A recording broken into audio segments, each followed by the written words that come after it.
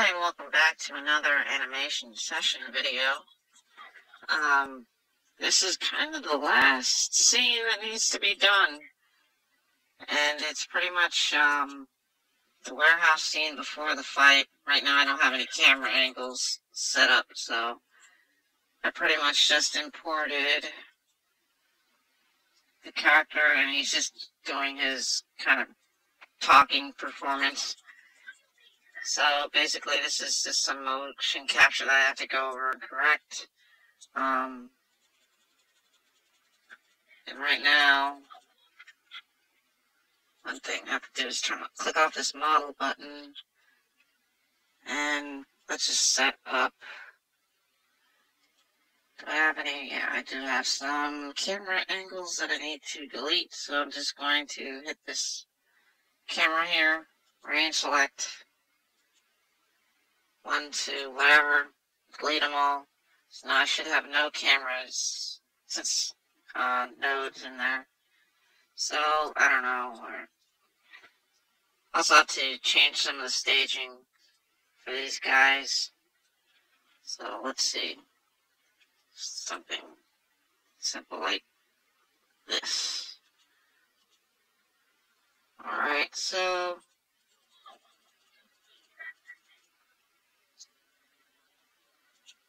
and maybe just making up some random camera angles. I have to turn off this True Camera. True Camera is a pretty cool effect that it creates like a little bit of motion blur, but it's not a motion blur plugin because there's a separate one for that. But it's more just like if you had a camera and you were moving it around or following things. It just softens some of the backgrounds and creates a mini depth of field, although there is actually another depth of field plugin too. And it's just a good plugin that you can mix and match with some other effects to create some more depth and tracking, I guess, blurs and things that just make it look a little bit nicer. So, turn off some of this stuff because physics is off, being slow. So now, let's see, since he has his talking thing, I have to fix a lot of the poses because it's just motion capture is not, super great. And as you can see, even just the way he's standing, when I was doing the motion capture recording, I was standing pretty much straight on, but sometimes these bones get off of track, so you can see his body is, kind of contorted in a weird way. So basically what you have to do is go back and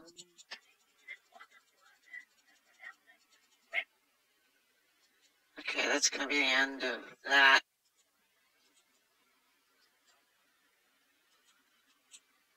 I'm just setting some keyframes in here. Going to delete some more of these nodes.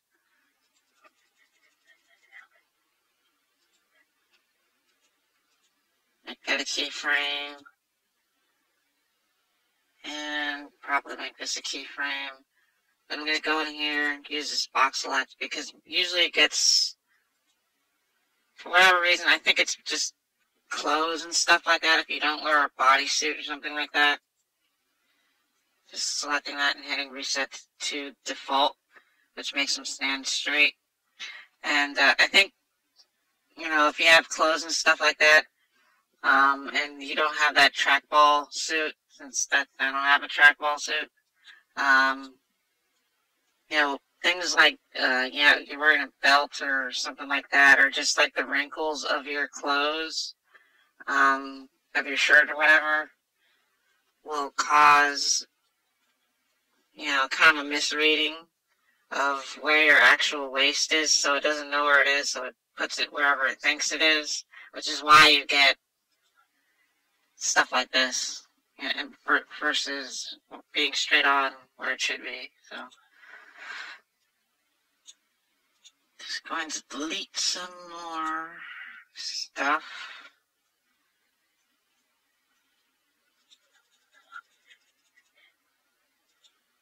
Alright, so now I should be able to,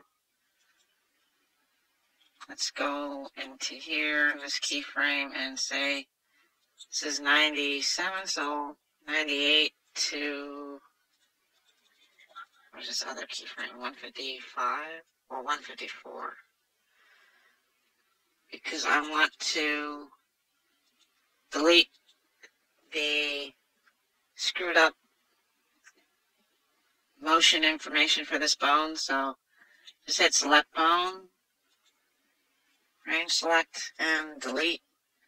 And also this other one for the hips, and delete that too. I should not have,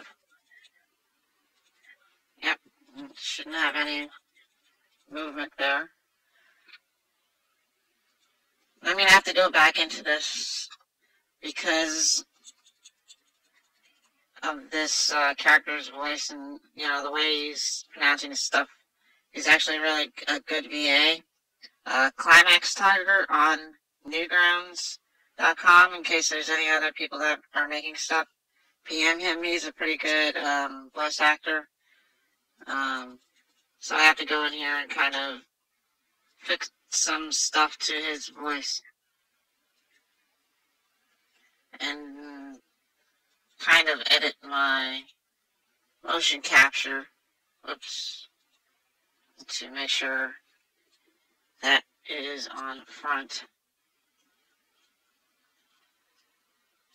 Zoom into his face and also check the model button, so I'm orbiting around the model. And I'm just going to basically create some keyframes for the way he is delivering the lines on top of the motion capture, and then kind of blend them together.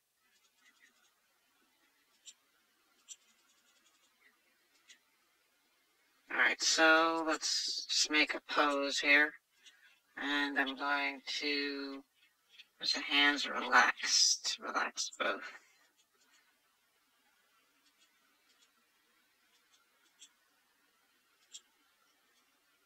Do the obligatory hand in the pants, because there's no pocket.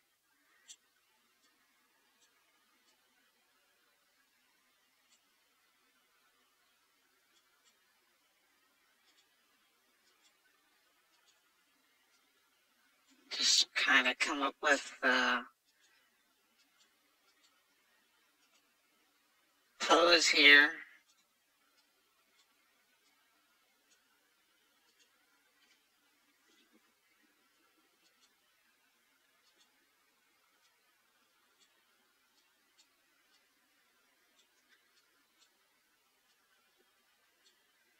Something like that.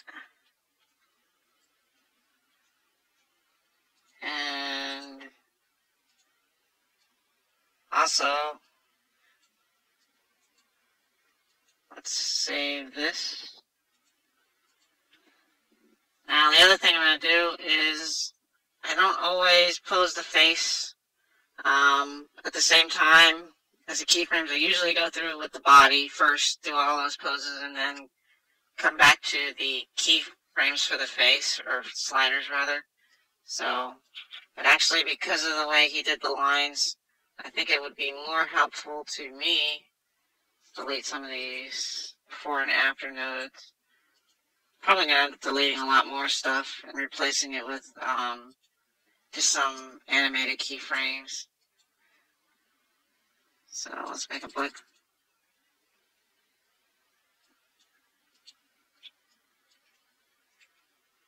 Alright, so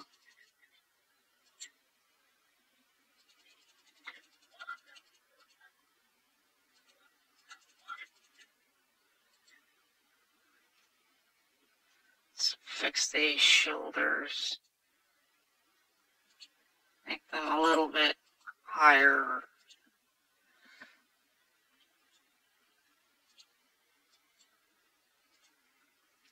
And yeah, so again, pretty much this is the last stuff that needs to be animated. The next video will probably be the editing. I did the fight, although I don't kind of want to show that yet because I want to maybe show that in the editing, I guess. I don't know. Or maybe just save it until it's released. But yeah. Actually, I think I'm going to delete all this. I might have to just redo that.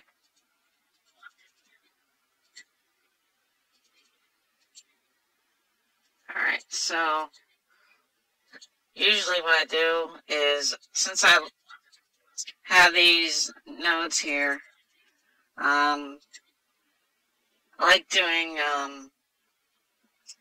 like if I made this pose here, the next frame, I'll probably turn this into the next pose, but then move it out to wherever, so there's a little bit of whatever space between poses.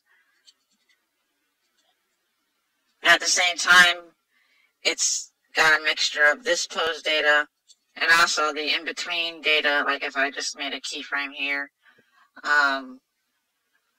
in-between data between, you know, the pose that I made frame by frame and the motion capture data, and doing it that way rather than, say, like in the Murphy versus Spike, some of the scenes I just made, you know, I tried to animate them all completely frame by frame, pose to pose. But mixing it with the mocap, I think, creates a little bit more movement and dynamics, so that it doesn't look as stiff as it would kind of just regular pose to pose. So, I don't know.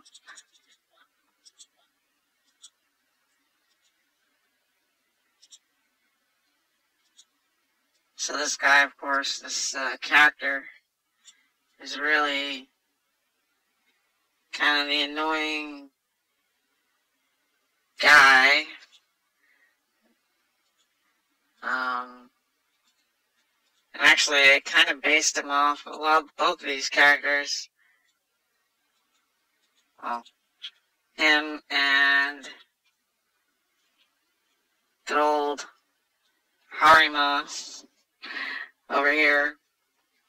Well, he's not Harima Kenji from School Rumble. I kind of based him off of that, so it's kind of just, I don't know, shout out to School Rumble just because that was one of my favorite animes because it's just really, really funny.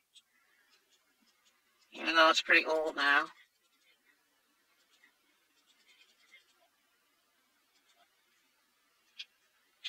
So, because of the voice actor, a lot of the, I guess, I don't know what to say, gesticulations, are going to be mostly, I think in the upper shoulders and, you know, kind of bobbing his head and whatnot. And of course, you know, hand movements and stuff like that. So,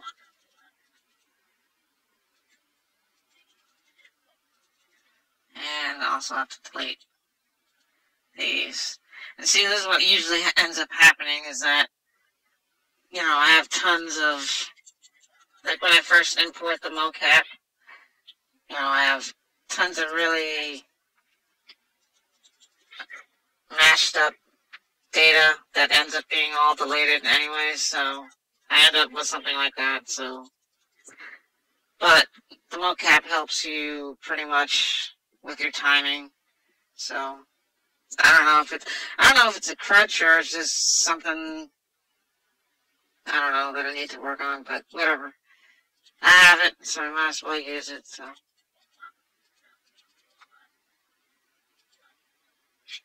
Let's see, and load in a hand pose, relaxed. So I pretty much use this relaxed hand pose a lot, since it's because it's like the perfect way. When in doubt, if you don't know what to do with the hand, I pretty much only use like a fist, This relaxed hand and like an open showy hand. That's the other pose. It's called showy or whatever. And pretty much just tween between. Well, no, it's not tween interpolation between those poses, and it just creates a really nice kind of natural sort of thing. You don't really have to get crazy with posing the hands or anything like that, unless, you know, they're doing something with their hands, making some Naruto type thing or something like that. But I actually find it actually easier to pose the hands because you can almost do that just like you would in 2D, whereas, you know, with the full body you need more subtle movement than just like doing keyframes like you would in 2D. Just because otherwise it looks really robotic. Like even just this tween.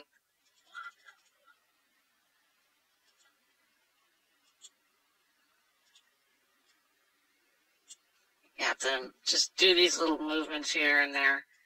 And yeah, it's time consuming, but, you know, I think it makes it look better. So anyways, thanks for watching this video. Hopefully, well, the project, I'm really trying to get it done by the end of the month, since most of it is pretty much done. Just being slow just because I don't have as much time to work on things. And, you know, I do kind of want to make it really look nice, so. And also, it's a lot longer than Spike B. Ravi, since it's pretty much a whole episode. Well, it is the whole first episode of this series that I want to start. So, yeah, it'll be, well, I think it'll be like 6 or 7 minutes, maybe even longer. But yeah, so, anyways, thanks for watching. Now, if you like it, leave a like, rate, comment, whatever. If you have any specific things, like if you're trying to animate yourself or using MMD or something like that, or even some other programs, because they're pretty much similar, or any questions, feel free to leave a comment in the video, and I'll try to make a video. Or if you have any questions about any other part of the process of character making or editing or whatever, just leave a comment and I'll make a video on that. But otherwise,